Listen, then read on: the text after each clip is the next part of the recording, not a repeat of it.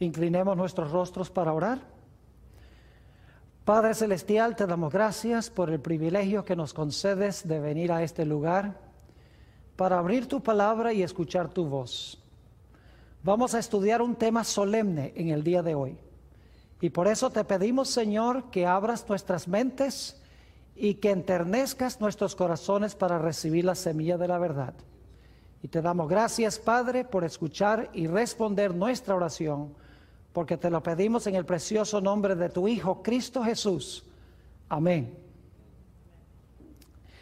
En el libro de Apocalipsis se encuentra en sus primeros capítulos la historia de las 7 iglesias. Ahora, las 7 iglesias, según la mayoría de los eruditos, representan 7 periodos consecutivos en la historia de la iglesia cristiana, desde los días de los apóstoles hasta el fin del tiempo. Es decir, que las 7 iglesias eran iglesias literales en Asia Menor, pero Dios las escogió para ilustrar características de la iglesia en 7 periodos consecutivos de toda la historia de la iglesia, desde los días apostólicos hasta el fin del tiempo. La mayoría de los eruditos bíblicos están de acuerdo con este panorama. Quisiera leer, al comenzar nuestro estudio de hoy, 2 citas. Una cita es de un autor muy bien conocido, ha escrito muchos libros sobre las profecías. Su nombre es Hal Lindsey. Y luego después quiero leer una cita también de una autora prolífica con el nombre de Elena G. de White.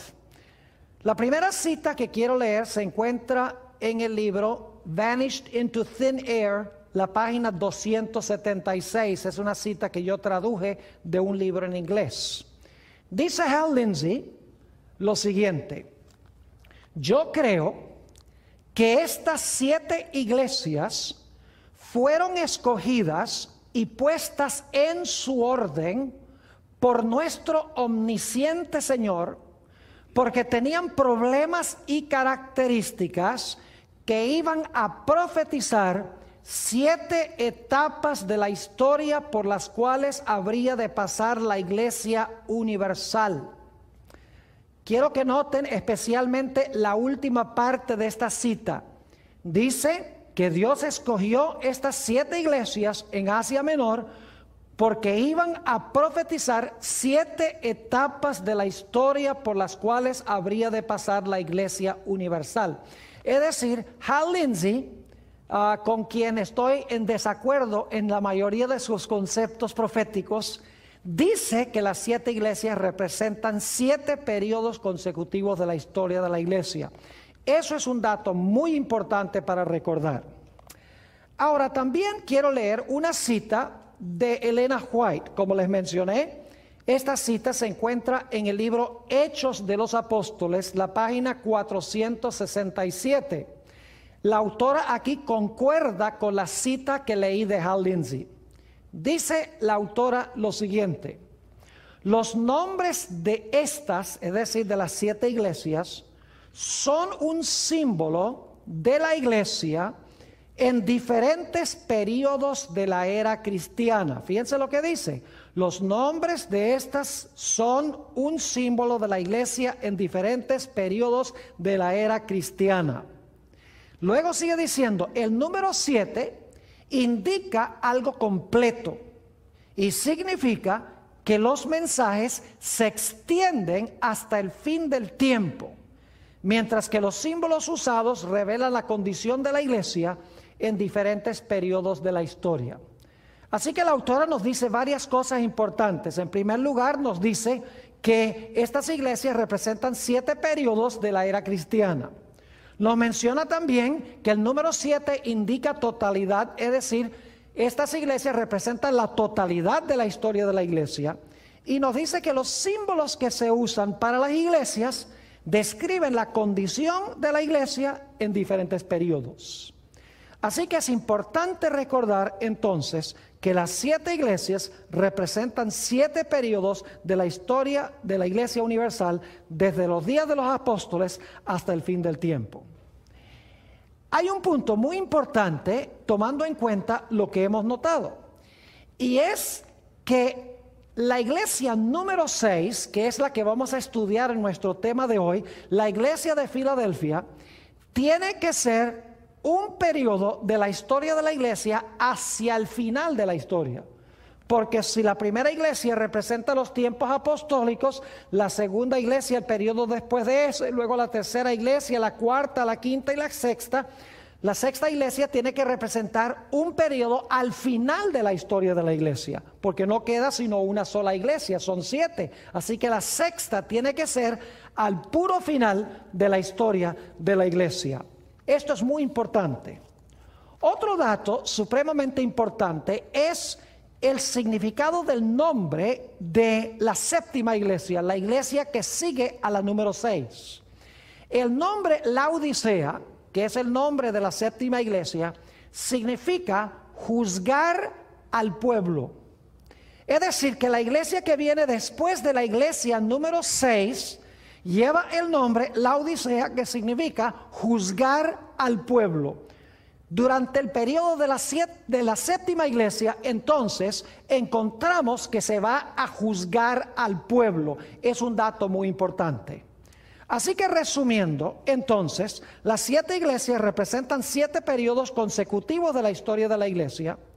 La iglesia número 6 tiene que ser un periodo ya llegando al final de la historia de la iglesia. La iglesia número 7, el significado del nombre Laodicea es juzgar al pueblo, lo cual significa que la iglesia número 6 viene inmediatamente antes de iniciarse el juicio.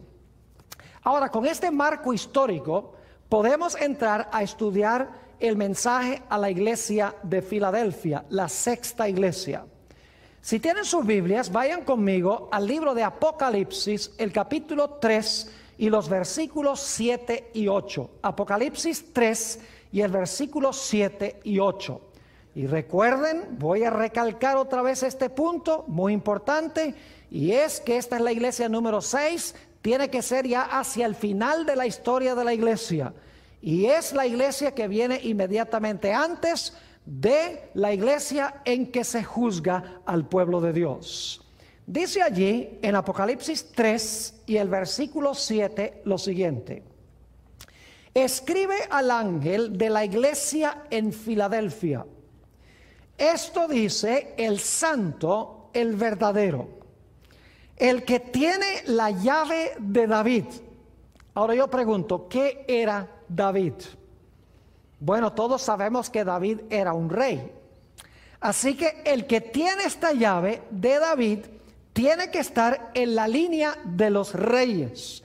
Es decir, según dice este mensaje, tiene la llave de David.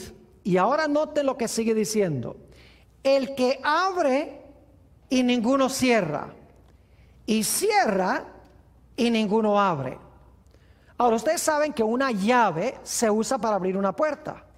Aquí dice que el personaje que se menciona en esta iglesia, que dicho sea de paso es Jesús, tiene la llave de David. Y con la llave abre y ninguno cierra, y con la llave cierra y ninguno abre. Ahora la pregunta clave es: ¿qué es lo que abre y qué es lo que cierra? Sigamos leyendo. Dice: yo conozco tus obras. He aquí, he puesto delante de ti una ¿qué? Una puerta abierta, la cual nadie puede cerrar. Porque aunque tienes poca fuerza, has guardado mi palabra y no has negado mi nombre. Es decir, el propósito de la llave es para abrir una puerta y para cerrar otra puerta. Y uno se pregunta, ¿cuál puerta es la que cierra esta llave y cuál puerta es la que abre esta llave? En la iglesia de Filadelfia hay una puerta que se le coloca enfrente a esta iglesia, y se le invita a esta iglesia a entrar por esa puerta que ha sido abierta por la llave. Ahora, para entender la llave de David necesitamos regresar al Antiguo Testamento, porque este pasaje de Apocalipsis 3, 7 y 8 viene de un pasaje que encontramos en el libro de Isaías. Vuelvan conmigo a Isaías, el capítulo 22 y los versículos 21 y 22. Isaías 22 y el versículo 21 y 22. Y acuérdense que en el libro de Apocalipsis se está hablando es del Señor Jesucristo. Esto dice el santo, el verdadero, el que tiene la llave de David, es Jesús mismo. Y esta es una profecía que viene del libro de Isaías. Aquí sí que en Isaías se refiere también a Jesús. Dice en el versículo 21 de Isaías 22, en aquel día llamaré a mi siervo Eliakim, hijo de Hilcías, y lo vestiré de tus vestiduras, y lo ceñiré de tu talabarte, y entregaré en sus manos tu potestad. Esa palabra es muy importante, tu potestad. Se podría traducir mejor con la palabra gobierno. A eso volveremos después. Sigue diciendo, y será para padre al morador de Jerusalén y a la casa de Judá. Y ahora escuchen bien. Y pondré la llave de la casa de David sobre su hombro. Y abrirá y nadie cerrará, y cerrará y nadie abrirá. Así que se dan cuenta que este pasaje de Apocalipsis 3 viene de Isaías 22, porque habla de David, quien era rey, habla de la llave y habla de abrir y de cerrar. Es decir, que según Isaías 22, 21 y 22, se le da a Jesús la llave de la casa de David y esa llave va a abrir algo que nadie puede cerrar. Ahora, la pregunta queda pendiente, ¿qué es lo que esa llave abre? ¿Cuál puerta es la que abre esa llave? Ahora, quiero que noten aquí en Isaías 22 que la llave, y esto no se menciona en Apocalipsis 3, la llave dice, está sobre su ¿qué? La llave está sobre su hombro. Ahora, eso es raro que una llave esté sobre el hombro. Generalmente cuando tenemos una llave nos la metemos en un bolsillo, ¿verdad que sí? Pero aquí dice que el de la casa de David, el que tiene la llave sobre el hombro. ¿Qué significa esto? Bueno, necesitamos ir a otro pasaje del libro de Isaías. Isaías, el capítulo 9, y quiero leer los versículos 6 y 7. Isaías, el capítulo 9 y los versículos 6 y 7. Aquí vamos a ver qué es lo que significa la llave sobre el hombro. Nuevamente Isaías 9 y el versículo 6 y 7. Y este es un pasaje muy bien conocido. Claramente es una profecía mesiánica. Especialmente el versículo 6 podemos tal vez recitarlo de memoria. Dice aquí en Isaías 9:6, porque un niño nos es nacido, hijo nos es dado, y el principado sobre su ¿qué? Sobre su hombro. Ahora, qué interesante, en Isaías 22, ¿qué es lo que tenía sobre el hombro? La llave tenía sobre el hombro. Pero aquí nos dice que tiene ¿qué cosa? El principado sobre su hombro. Ahora, el Antiguo Testamento fue escrito mayormente en el idioma hebreo. Lamentablemente, a veces cuando se traducen textos del Antiguo Testamento, no se le da la misma traducción a la misma palabra. Ustedes recuerdan en Isaías 22 y el versículo 21, que dice que el que tenía la llave de David se le iba a dar potestad.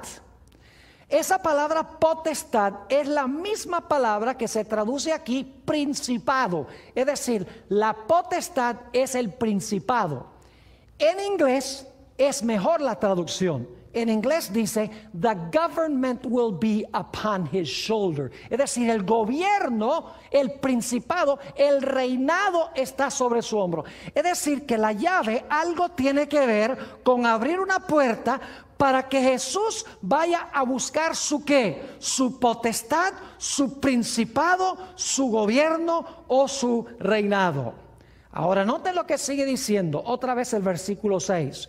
Porque un niño nos es nacido, hijo nos es dado, y el principado sobre su hombro. Y se llamará su nombre admirable, consejero, Dios fuerte, Padre eterno, príncipe de paz. Y ahora noten que con la llave que tiene sobre su hombro, o con el principado que tiene sobre su hombro, va a abrir la puerta y va a lograr un imperio que va a cubrir todo el planeta Tierra. Dice en el versículo 7, lo dilatado, es decir, la extensión de su imperio y la paz no tendrán, ¿qué cosa? Límite sobre el trono de David y sobre su reino, disponiéndolo y confirmándolo en juicio y en justicia desde ahora y para siempre. El celo de Jehová de los ejércitos hará esto. Es decir, que la llave que está sobre su hombro se usa para él buscar su principado, para lograr su reino. En otras palabras, un reino que tendrá una extensión universal. De alguna manera, la llave abre una puerta, Jesús entra por la puerta para que se le entregue su reino, que es un reino o un imperio universal y mundial. Ahora inmediatamente nos preguntamos, ¿cuál es la puerta que él va a abrir con la llave que tiene sobre su hombro para buscar el principado o el reinado que tiene sobre su hombro? Bueno, necesito mencionarles que en el santuario había 3 puertas. Había una puerta que llevaba del campamento de Israel al atrio. Había otra puerta que llevaba del atrio al lugar santo del santuario. Y había una tercera puerta que conducía del lugar santo del santuario al lugar santísimo. E inmediatamente uno se pregunta, ¿cuál de esas 3 puertas se abren con la llave que Jesús tiene sobre su hombro para buscar su imperio que va a cubrir todo el mundo, es decir, todo el universo? Bueno, no puede ser la primera puerta. Vamos a encontrar que la primera puerta lleva al atrio, y la obra que Jesús desempeñó en el atrio la hizo en la tierra. Por ejemplo, en el atrio se traía el cordero para examinarlo, para estar seguro de que era perfecto. Y también en el atrio, sobre el altar, se sacrificaba el cordero. Es decir, esa labor la cumplió Jesús cuando estuvo aquí en la tierra. El atrio representa la tierra. Cuando Jesús vino del cielo a la tierra, llegó a este mundo, vivió una vida perfecta como Cordero de Dios, murió también como el Cordero de Dios. Jesús cumplió la labor o la obra del atrio. Esa primera puerta, la que conduce del campamento al atrio, no es la puerta que se menciona aquí en Apocalipsis, el capítulo 3. Ahora, en el santuario había una segunda puerta. Y esa puerta llevaba del atrio al lugar santo del santuario.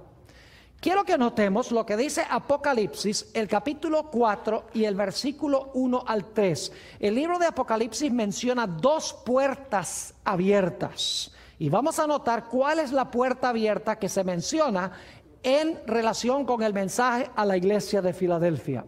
Apocalipsis, el capítulo 4 y el versículo 1. Después de esto miré, y he aquí una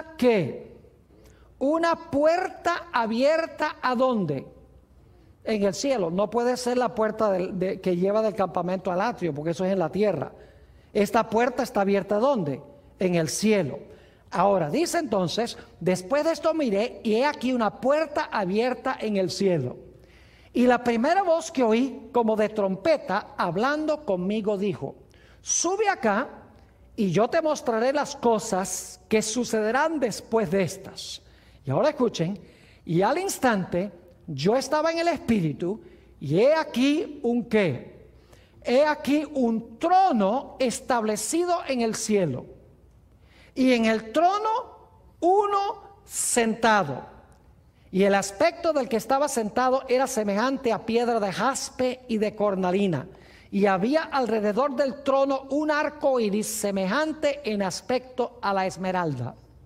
Así que Juan ve una puerta abierta. Entra por la puerta abierta en visión.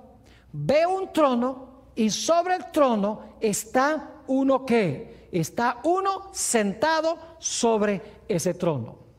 Ahora, hay varias cosas que quiero recalcar que son importantes en cuanto a estos versículos. En primer lugar, este evento se está realizando en el cielo. Esto no está pasando en la tierra, está sucediendo en el cielo. En segundo lugar, este trono que se menciona aquí en Apocalipsis 4 es un trono que está en el lugar santo del santuario, no el lugar santísimo. Y alguno dice, ¿cómo sabe, pastor, que esta puerta abierta conduce al lugar santo y no al lugar santísimo? Bueno, Apocalipsis 4 y el versículo 5 nos da un dato muy interesante. Dice en Apocalipsis 4:5, y del trono, donde está este sentado, que resulta ser Dios el Padre, y del trono salían relámpagos, truenos y voces, y delante del trono ardían, ¿qué cosa? 7 lámparas de fuego, los cuales son los 7 espíritus de Dios. ¿Qué es lo que se encontraba delante del trono? 7 lámparas de fuego. Ahora yo pregunto, ¿en qué apartamento del santuario se encontraba la lámpara que tenía 7 brazos o 7 luces? No cabe duda que ese mueble se encontraba en el lugar santo del santuario. Es decir, ese trono está a donde se encontraba el candelabro. Además de eso, hay otro dato que nos indica en qué apartamento está realizándose eso y a dónde lleva esta puerta abierta.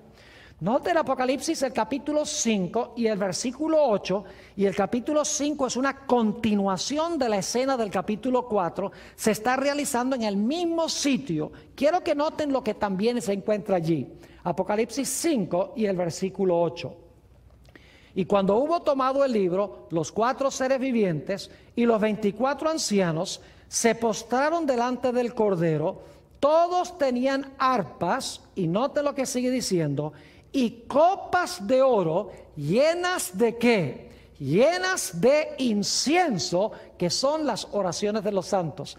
Noten que allí donde está el trono se encuentran copas llenas de incienso, que son las oraciones de los santos. Ahora yo pregunto, ¿a dónde en el santuario se presentaba el incienso? No cabe duda que el incienso se presentaba en el lugar santo, a donde se encontraba el altar de oro. Leamos en conjunción con esto Apocalipsis 8 y el versículo 3 y 4. Apocalipsis el capítulo 8 y el versículo 3 y también el versículo 4. Dice, otro ángel vino entonces y se paró ante el altar con un incensario de oro, y se le dio mucho incienso para añadirlo a las oraciones de todos los santos sobre el altar de oro que estaba delante del trono. Fíjese que el altar de oro, de incienso, está delante del trono. Y luego dice, y de la mano del ángel subió a la presencia de Dios el humo del incienso con las oraciones de los santos. Es decir, en esta escena de Apocalipsis 4 y 5, donde se ve la puerta abierta y a Juan se le invita a entrar por la puerta abierta, esa puerta conduce al lugar santo por 2 razones. 1, se encuentra el candelero allí, y 2, se encuentra allí el altar de incienso. Es decir, esa puerta abierta conduce al lugar santo del santuario. Un dato muy importante es que sentado sobre ese trono está Dios el Padre. Y cuando leemos Apocalipsis 4, 1 al 3, nunca nos damos cuenta que Dios se haya movido de alguna parte para sentarse en ese trono. Sencillamente dice que hay un trono establecido en el cielo y el Padre está sentado allí. No se dice nada de que se haya movido de otra parte. Además de eso, hemos notado que también en Apocalipsis 4, alrededor de ese trono se encontraban 24 tronos. Luego en el capítulo 5 llega la hueste angélica con Jesús a presentarse delante del que está sentado en el trono. Es decir, quiero que tengamos clara esta perspectiva. Hay una puerta abierta, Juan entra por la puerta abierta, ve a Dios el Padre sentado sobre el trono, alrededor del trono hay 24 tronos, No está Jesús en ese momento allí, pero en el capítulo 5 llega la hueste angélica, trae a Jesús y Jesús se presenta delante de su Padre en el capítulo 5. Todo esto se está realizando en el lugar santo del santuario. Es decir, que esta puerta que se menciona en Apocalipsis el capítulo 4 y el versículo 1 al 3 es la puerta que conduce al lugar santo del santuario. Lo que se está describiendo aquí en Apocalipsis 4 y 5 es la ascensión de Jesús a la presencia de su Padre. Porque después que Jesús cumplió su obra en el atrio, después que Jesús vivió una vida perfecta como el Cordero de Dios, después que Jesús sacrificó su vida sobre la cruz, sobre el altar, y el Señor Jesucristo ascendió al cielo, como dice aquí, acompañado de los ángeles, y se presentó delante de su Padre para sentarse con su Padre en el trono. Es decir, que Apocalipsis 4 y 5 hablan de una puerta que nos lleva al lugar santo, a donde se encontraba el Padre y donde finalmente llega Jesús a presentarse delante de su Padre. Pero ahora necesitamos ir a otra puerta. Dicho sea de paso, antes de leer el texto sobre esa otra puerta, necesito dejar muy en claro este punto, y es que la puerta de la cual vamos a leer ahora no puede ser la misma puerta de Apocalipsis del capítulo 4, porque vamos a encontrar que hay otro mueble que está allí en este texto. No se encuentra el altar de incienso, ni se encuentra el candelabro, se encuentra otro mueble detrás de esa puerta. Noten Apocalipsis el capítulo 11 y el versículo 19. Apocalipsis el capítulo 11 y el versículo 19. Dice aquí: y el templo de Dios fue abierto en el cielo. ¿Qué fue lo que sucedió en el cielo? ¿Se abrió qué cosa? El templo de Dios se abrió en el cielo. Y ahora escuchen lo que dice: y el arca de su pacto se veía en el templo, y hubo relámpagos, voces, truenos, un terremoto y grande granizo. Ahora yo quiero preguntar, ¿esta puerta a dónde conduce? ¿Al lugar santo del santuario? No. Esta puerta conduce al lugar santísimo del santuario. Y quiero que noten que esta puerta no estuvo siempre abierta.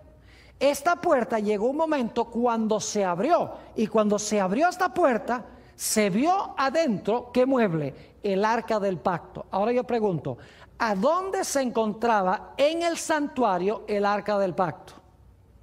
Ustedes saben, el arca del pacto se encontraba dentro del lugar santísimo del santuario. Es decir, que esta puerta de Apocalipsis 11:19 conduce ¿a dónde? Al lugar santísimo del santuario. Ahora quiero repasar lo que hemos estudiado sobre las tres puertas. La primera puerta es la que conduce del campamento al atrio. Jesús, cuando vino del cielo, se presentó en el atrio, vivió una vida perfecta como cordero, murió en la cruz. La segunda puerta conduce al lugar santo del santuario. Jesús ascendió al cielo, se presentó delante de su Padre, quien estaba sentado en el trono, fue traído por los ángeles, había tronos con 24 seres sentados en los tronos, es decir, que representa el comienzo de la obra sacerdotal de Jesús en el cielo. Y luego tenemos la tercera puerta, que es la puerta que conduce al lugar santísimo del santuario. Ahora, un detalle cronológico muy importante que es este. Apocalipsis 4 y 5 está hablando de un evento que sucedió al comienzo de la historia de la iglesia cristiana, porque Jesús ascendió y luego entonces comienza la historia de la iglesia. Apocalipsis 11:19 no está hablando del comienzo de la historia de la iglesia, sino que está hablando de un evento que se realiza hacia el final de la historia de la iglesia. Y eso lo sabemos porque Apocalipsis 11:19, donde se abre el templo y se ve el arca del pacto, se está realizando bajo la sexta trompeta de Apocalipsis. Es decir, las trompetas cubren el mismo periodo de las iglesias. La sexta iglesia es hacia el final de la historia. Así que la sexta trompeta también tiene que ser hacia el final de la historia de la iglesia. Ahora, necesitamos compaginar Este mensaje a la iglesia de Filadelfia, y lo que quiero mostrarles es que la puerta que se presenta delante de la iglesia de Filadelfia es la puerta que conduce al lugar santísimo. No puede ser la puerta que conduce al lugar santo, porque la sexta iglesia ya es al final de la historia. Apocalipsis 4 y 5 habla del momento cuando Jesús ascendió al cielo y se sentó con su Padre en el trono. Es decir, son dos momentos históricos completamente distintos. Jesús asciende, se abre la puerta del lugar santo, Jesús se sienta con el Padre en el trono. Mucho más adelante, bajo la sexta iglesia, nuevamente se abre una puerta al lugar santísimo, Jesús entra nuevamente a la presencia de su Padre. Ahora, en Daniel 7 encontramos nosotros una descripción de este gran evento. Antes de leer el pasaje que describe este evento, necesito darles un poquito de contexto. En Daniel 7 tenemos una sucesión de reinos. Tenemos un león que representa a Babilonia. Tenemos un oso que representa a Medo-Persia. Tenemos un leopardo que representa a Grecia. Tenemos una bestia espantosa y terrible, un dragón que representa a Roma, el imperio romano. Luego tenemos un cuerno pequeño que sube de la cabeza de ese dragón, que representa otra Roma, Roma religiosa, representa la iglesia romana. Es decir, tenemos un desarrollo de la historia desde Babilonia, Medo-Persia, Grecia, Roma y luego Roma religiosa o la iglesia romana. Y ahora quiero que noten lo que sucede después de la historia de la iglesia romana, que dura 1260 años. Vayan conmigo a Daniel, el capítulo 7, y vamos a leer los versículos 9 y 10. Daniel 7 y el versículo 9 y también el versículo 10. Y van a encontrar muchas semejanzas con lo que leímos de Apocalipsis 4. Dice allí: estuve mirando hasta que fueron puestos tronos. ¿Había tronos en Apocalipsis 4? Claro que sí. Dice, fueron puestos tronos y se sentó un anciano de días. Yo pregunto, ¿estaba sentado ya allí? No, porque dice que fueron puestos tronos y el anciano de días, ¿qué pasó? Se sentó, que significa que antes estaba parado. Sigue diciendo, cuyo vestido era blanco como la nieve y el pelo de su cabeza como lana limpia. Su trono llama de fuego y las ruedas del mismo fuego ardiente. Un río de fuego procedía y salía delante de él. Millares de millares le servían y millones de millones asistían delante de él. El juez se sentó y los libros, ¿qué? Los libros se abrieron. ¿Ven ustedes los mismos elementos que encontramos en Apocalipsis 4? ¿Hay un trono, sí o no? Claro que sí. ¿Hay uno sentado en el trono? ¿Cómo no? ¿Hay tronos también? Claro que sí. ¿Está la hueste angélica? ¿Cómo no? Pero es un poco diferente la escena, porque en Apocalipsis 4, Dios el Padre sencillamente está sentado allí. No se dice que se movió ahí de ninguna parte. Mientras que aquí dice que el Padre entró, se colocó el trono y luego el Padre ¿qué? Se sentó. Y los otros seres sobre los tronos también llegaron y se sentaron. Y después de sentarse, dice que los libros se abrieron y comenzó ¿qué cosa? Comenzó el juicio. Ahora quiero leer algunos otros versículos de Daniel el capítulo 7 para que ustedes se den cuenta la descripción adicional que se da de este evento. Daniel 7, versículos 26 y 27. Dice, pero se sentará el juez. ¿Qué va a pasar? Se va a sentar el juez y le quitarán su dominio para que sea destruido y arruinado hasta el fin. Y ahora escuchen bien. Y que el reino y el dominio y la majestad de los reinos debajo de todo el cielo sea dado al pueblo de los santos del Altísimo, cuyo reino es reino eterno, y todos los dominios les servirán y obedecerán. ¿Cuál es el resultado del juicio? El resultado del juicio es que a Jesús se le va a dar el reino ¿qué? Se le va a dar el reino eterno. Lo mismo que encontramos el mensaje a la iglesia de Filadelfia. Ahora, quiero que noten Daniel 7 y el versículo 13 y 14. Ustedes notan que se colocan tronos, se coloca un trono, el Padre se sienta en el trono, los libros se abren. Y entonces, como en Apocalipsis 4, ahora se presenta Jesús delante del Padre. Daniel 7 y el versículo 13 y 14. Y miraba yo en la visión de la noche, y he aquí, con las nubes del cielo, venía uno como un hijo de hombre, que vino hasta ¿dónde? Que vino hasta el anciano de días, y le hicieron acercarse delante de él. ¿Y qué hace cuando entra ya a donde se encontraba Dios el Padre? Dice, le fue dado ¿qué cosa? Dominio, gloria y reino, para que todos los pueblos, naciones y lenguas le sirvieran. Su dominio es dominio eterno que nunca pasará, y su reino uno que no será no será destruido. Yo pregunto entonces, en Apocalipsis el capítulo 3, la iglesia de Filadelfia dice que se le da una llave. Vimos que la llave está sobre el hombro, el principado está sobre el hombro, y luego se dice que su reino no va a tener fin ni va a tener límites de extensión. Yo pregunto, ¿es la misma escena que encontramos en Daniel el capítulo 7? Claro que sí. Ahora, quiero que noten el detalle cronológico, que es lo importante. La iglesia de Filadelfia, en la sexta iglesia, ya al final de la historia de la iglesia, la siguiente iglesia es la iglesia del juicio, porque la Odisea significa juzgar al pueblo. De la misma manera, en Daniel 7 encontramos que el Padre entra, se sienta, luego llega Jesús con los ángeles, entra por la puerta al lugar santísimo, y entonces se le da a Jesús su reino, un reino que no será corrompido, un reino que es de extensión universal.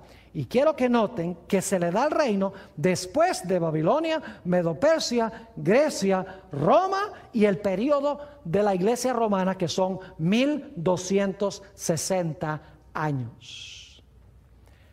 Ahora quiero que analicemos otro detallito interesante en cuanto al mensaje a la iglesia de Filadelfia. Vayan conmigo a Apocalipsis, el capítulo 3 y el versículo 9. Apocalipsis el capítulo 3 y el versículo 9. Un detallito muy interesante. Dice aquí, he aquí, yo entrego de la sinagoga de Satanás a los que se dicen ser judíos y no lo son, sino que mienten. He aquí, yo haré que vengan y se postren a tus pies y reconozcan que yo te he amado. Noten que en conjunción con la iglesia de Filadelfia se menciona ¿qué cosa? La sinagoga de Satanás. Y dice que se dicen ser judíos, pero no lo son. Ahora, ¿qué quiere decir este lenguaje? Que en la iglesia de Filadelfia hay personas que dicen que son judíos y no lo son. Esto no puede referirse a judíos literales. Y ustedes dicen, ¿por qué razón no? Porque esto tiene que ver con la historia de la iglesia, no con la historia de los judíos. La sexta iglesia tiene que ver con la historia de la iglesia universal, no tiene que ver con los judíos. Entonces la pregunta es, ¿qué significa la sinagoga de Satanás que se encontraba allí en la iglesia de Filadelfia? Necesitamos entender, mis queridos hermanos, lo que significa un judío en el Nuevo Testamento. Vayan conmigo a Romanos el capítulo 2 y el versículo 28 y 29. En realidad, cuando se menciona este grupo que dicen ser judíos y no son, lo que quiere decir es que ellos se dicen ser cristianos y no lo son.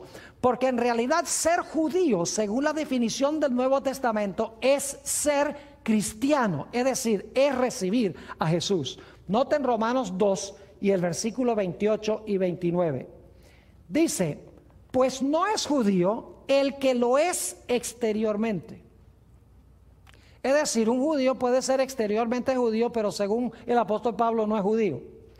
Dice, pues no es judío el que lo es exteriormente, ni es la circuncisión la que se hace exteriormente en la carne. La verdadera circuncisión no es la literal de un judío, sino que es un judío el que lo es en lo interior.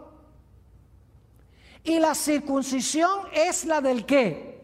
La del corazón, en espíritu, no en letra, la alabanza del cual no viene de los hombres, sino de Dios. Yo pregunto, ¿qué es un judío realmente? ¿Un judío es uno lo que es exteriormente judío? No. Un judío es el que ha tenido una transformación de su ¿qué? De su corazón, que ha recibido a Jesús como su Salvador y su Señor. Noten Romanos 9 y el versículo 6 al 8. Romanos 9 y el versículo 6 hasta el versículo 8. Dice el apóstol Pablo: no que la palabra de Dios haya fallado, porque no todos los que descienden de Israel son israelitas. Es decir, no todo israelita es israelita, dice el apóstol Pablo. Entonces, ¿quién es el israelita? Sigue diciendo: no por ser descendientes de Abraham son todos hijos, sino en Isaac se será llamada descendencia. Esto es, no los que son hijos según la carne son los hijos de Dios, es decir, no los judíos literales son los hijos de Dios, sino que los que son hijos según la promesa son contados como descendientes. Es decir, ser judío no significa tener la sangre de Abraham en las venas, no significa estar circuncidado, no significa vivir en la tierra de Israel. Ser judío significa tener un corazón transformado por Jesús, significa haber recibido de verdad a Jesús como Salvador y como Señor. Fíjense en San Juan el capítulo 8 y el versículo 37, y luego voy a saltar al versículo 44. Aquí Jesús estaba hablando con los judíos que profesaban ser simiente de Abraham. Y yo quiero que noten lo que Jesús les dijo. Estos que rechazaban a Jesús, Jesús les dice: ustedes no son hijos de Abraham, ustedes no son judíos. Ustedes se dicen ser judíos, pero no son, porque me han rechazado a mí. Noten San Juan 8 y el versículo 37. Dice Jesús: sé que sois descendientes de Abraham. Es decir, yo sé que ustedes son descendientes de Abraham, pero procuráis matarme, porque mi palabra no haya cabida en vosotros. Versículo 44. Vosotros sois de vuestro padre, ¿qué cosa? El diablo, y los deseos de vuestro padre queréis hacer. Él ha sido homicida desde el principio y no ha permanecido en la verdad, porque no hay verdad en él. Cuando habla mentira, de lo suyo habla, porque es mentiroso y padre de mentira. Fíjense que Jesús le dice a los judíos: yo sé que ustedes descienden de Abraham, pero ustedes no son descendientes de Abraham, ustedes no son judíos, porque ustedes me quieren matar a mí. Abraham me amó, quería ver mi día, estaba contento cuando sabía que yo iba a venir, pero ustedes dicen ser hijos de Abraham y quieren matarme, así que ustedes no son hijos de Abraham, nada. Aunque son judíos literales, en realidad no son judíos en verdad, porque no han recibido a Jesús como Salvador y Señor. Un último texto, Gálatas 3 y el versículo 28 y el versículo 29, sobre la identidad de lo que es un judío. Dice en Gálatas 3, 28 y 29: ya no hay judío ni griego, no hay esclavo ni libre, no hay varón ni mujer, porque todos vosotros sois uno en Cristo Jesús. Ahora viene el versículo clave: y si vosotros sois de Cristo, ciertamente simiente de Abraham sois y herederos según la promesa. ¿Qué es lo que significa ser hijo de Abraham? Significa, ¿qué cosa? Haberse unido con Jesús. Si vosotros sois de Cristo, simiente de Abraham sois. Ahora volvamos al aspecto de la sinagoga de Satanás en la iglesia de Filadelfia. Recuerden que esto no tiene nada que ver con judíos literales, porque esta es la sexta iglesia. Ya los judíos han sido rechazados como nación mucho tiempo antes. Lo que quiere decir esto es que en la iglesia de Filadelfia iba a haber personas que se decían ser cristianas y no lo eran. Es decir, que eran cristianos profesos, pero en realidad eran cristianos falsos. Se decían ser judíos, pero no lo eran. Ser judío es unirse con Jesús. Dicen que están unidos con Jesús, pero en realidad no lo estaban. Es decir, que en la iglesia de Filadelfia hay un grupo que se les presenta la puerta abierta, entran por la puerta abierta con Jesús y Jesús va a recibir su reino. Mientras que hay otros que profesan ser cristianos, que no entran y se constituyen, como dice en Apocalipsis el capítulo 3, la sinagoga de Satanás. Ahora quiero que vayamos a Apocalipsis porque tenemos la misma escena o el mismo panorama. Apocalipsis el capítulo 13 y el versículo 2. Y quiero que noten que tenemos los mismos poderes que se mencionan en Daniel el capítulo 7. Apocalipsis 13 y el versículo 2.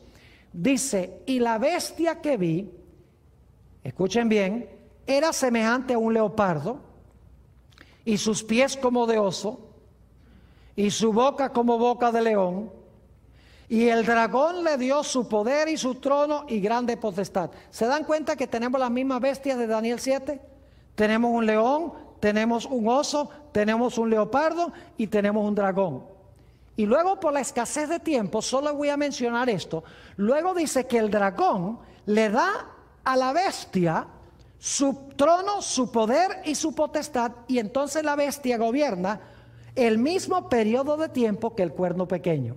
Es decir, que Apocalipsis 13 presenta el mismo panorama de Daniel 7. En Daniel 7 tenemos un león, oso, leopardo, dragón, luego sale un cuerno pequeño que gobierna 1260 años, luego entonces viene la escena del juicio, el juez se sienta, Jesús viene con los ángeles y empieza el juicio. Aquí tenemos las mismas bestias, el león, el oso, el leopardo, el dragón, y luego la bestia gobierna 42 meses, es decir, el mismo periodo de 1260 años. Y luego quiero que noten que después que gobiernan el león, el oso, el leopardo, el dragón y la bestia durante el mismo periodo que el cuerno pequeño, quiero que noten lo que sucede inmediatamente después. En Daniel 7 dice que inmediatamente después viene el juicio. Ahora quiero que noten que en Apocalipsis 14, inmediatamente después de estos poderes, también viene el juicio. Apocalipsis 14 y el versículo 6 y 7. Apocalipsis 14 y el versículo 6 y 7. Dice, vi volar por en medio del cielo a otro ángel, que tenía el evangelio eterno para predicarlo a los moradores de la tierra, a toda nación, tribu, lengua y pueblo, diciendo a gran voz, escuchen bien, temed a Dios y dadle gloria, porque ¿qué cosa? Porque la hora de su juicio ha llegado, y adorad a aquel que hizo el cielo, la tierra, el mar y las fuentes de las aguas. Fíjense que en el contexto de estas bestias que se mencionan en Apocalipsis 13, que vimos en Daniel 7, inmediatamente después que gobiernan estos poderes, dice que empieza el juicio, tanto en Daniel como en el libro de Apocalipsis. Ahora, yo quiero que ustedes noten también que inmediatamente después que Apocalipsis 14, 6 y 7 dice, la hora de su juicio ha llegado, en el siguiente versículo, en el versículo 8 de Apocalipsis 14, se dice algo muy interesante. Note lo que dice Apocalipsis 14 y el versículo 8. Otro ángel le siguió diciendo, ha caído, ¿qué cosa? Babilonia, la gran ciudad, porque ha hecho beber a todas las naciones del vino del furor de su fornicación. Ahora fíjense qué interesante. En el mensaje a la iglesia de Filadelfia se coloca una puerta abierta. Esa puerta abierta conduce al lugar santísimo donde está el arca, donde se va a desempeñar el juicio para que Jesús reciba su reino. Y en esa iglesia está un grupo apóstata que se conoce como la sinagoga de Satanás, que dicen que son cristianos genuinos, pero no lo son. Lo mismo tenemos en Apocalipsis el capítulo 13 y 14. Tenemos los mismos poderes, el león, el oso, el leopardo, el dragón, los 1260 años, llega la hora del juicio divino y entonces en el mensaje del segundo ángel dice, ha caído Babilonia. Es decir, que la sinagoga de Satanás en el mensaje a la sexta iglesia es el mismo poder que se denomina en el mensaje del segundo ángel, ¿con qué nombre? Con Babilonia. La sinagoga de Satanás es Babilonia. Y alguno dirá, pero pastor, usted está diciendo que Babilonia representa personas que profesan ser cristianas y no lo son. Claro que sí. Noten Apocalipsis 18 y el versículo 1 al 4. Apocalipsis el capítulo 18 y el versículo 1 hasta el versículo 4. Les voy a demostrar que aquí se encuentra en Babilonia el pueblo de Dios. Babilonia representa a aquellos que profesan ser pueblo de Dios. Dice en Apocalipsis 18, 1 al 4. Después de esto, vi a otro ángel descender del cielo con gran poder, y la tierra fue alumbrada con su gloria. Y clamó con voz potente diciendo: ha caído la gran Babilonia, y se ha hecho habitación de demonios y guarida de todo espíritu inmundo. ¿Suena eso como la sinagoga de Satanás? Claro que sí. Se ha hecho habitación de demonios y guarida de todo espíritu inmundo, y albergue de toda ave inmunda y aborrecible, porque todas las naciones han bebido del vino del furor de su fornicación, y los reyes de la tierra han fornicado con ella, y los mercaderes de la tierra se han enriquecido de la potencia de sus deleites. Y ahora escuchen bien, y oí otra voz del cielo que decía: salid de ella, ¿qué? A ver, no les oigo. ¿Salid de ella qué? Pueblo mío. Yo pregunto entonces, ¿Babilonia tiene pueblo de Dios, sí o no? Si en Babilonia no hay pueblo de Dios, ¿por qué razón en este mensaje Dios dice: salid de Babilonia, pueblo mío? Tiene que ser que Babilonia representa el cristianismo apóstata, y que Dios tiene verdaderos creyentes en Babilonia que son sinceros de corazón, que en verdad han recibido a Jesús, pero no conocen mejor y están en Babilonia. Por eso es que Dios llama a esas personas sinceras a que salgan de Babilonia antes de que Babilonia reciba el castigo de Dios. Así que dice: oí otra voz del cielo que decía: salid de ella, pueblo mío, para que no seáis partícipes de sus pecados, ni recibáis parte de sus ¿qué? Parte de sus plagas. Ojalá hayan entendido lo que hemos estudiado en esta primera sección de este tema. Muy importante, vamos a repasar lo que hemos estudiado. Hemos encontrado que hay 3 puertas. Una puerta que conduce al atrio, otra que conduce al lugar santo y otra puerta que conduce al lugar santísimo. Nos hemos dado cuenta que cuando Jesús vino del cielo a la tierra, entró al atrio, porque se presentó como el Cordero perfecto y murió sobre el altar, es decir, sobre la cruz.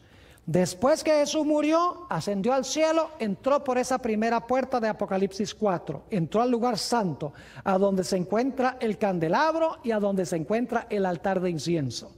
Y ahí estuvo Jesús durante mucho tiempo, más de 1800 años estuvo Jesús en el lugar santo.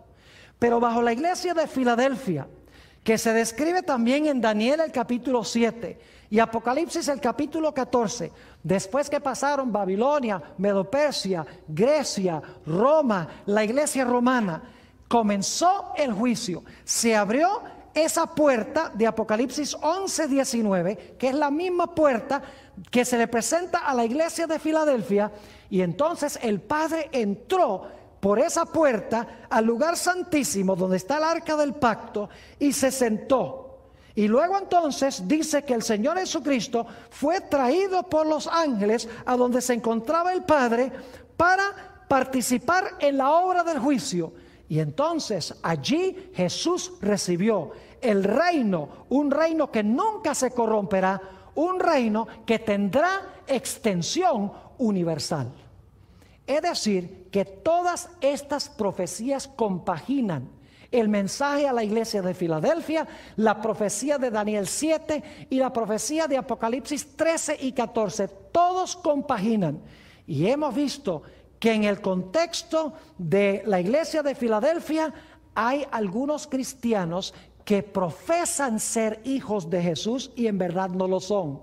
Y en el contexto de los mensajes de los 3 ángeles, hay también algunos que se denominan ser hijos de Jesús, pero la Biblia los llama Babilonia. Y hemos visto que Dios tiene hijos sinceros allí en Babilonia. Y Él en los últimos días va a llamar a esas personas a salir de Babilonia para integrarse plenamente al pueblo de Dios.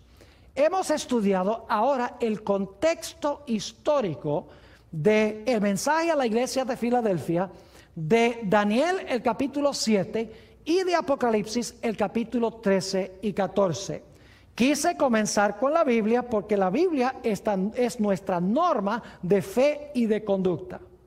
Pero quiero compartir con ustedes que en nuestro segundo segmento, que sigue inmediatamente, vamos a analizar este tema desde la perspectiva de una autora extraordinaria que compagina perfectamente con lo que hemos estudiado de la Sagrada Escritura.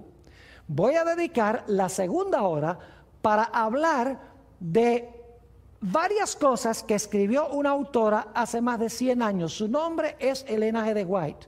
Y ustedes se van a dar cuenta en las citas que les voy a leer cómo ella compagina perfectamente con lo que dice la Biblia, solo que ella amplía y describe con lujo de detalles lo que hemos estudiado durante nuestro primer periodo de hoy.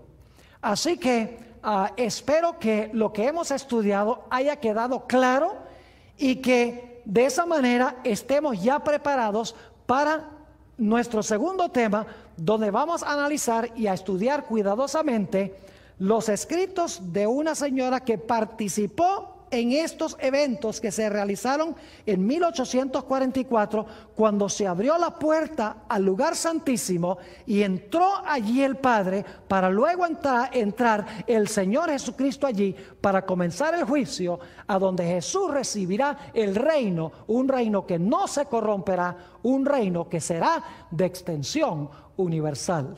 Pronto estudiaremos esto.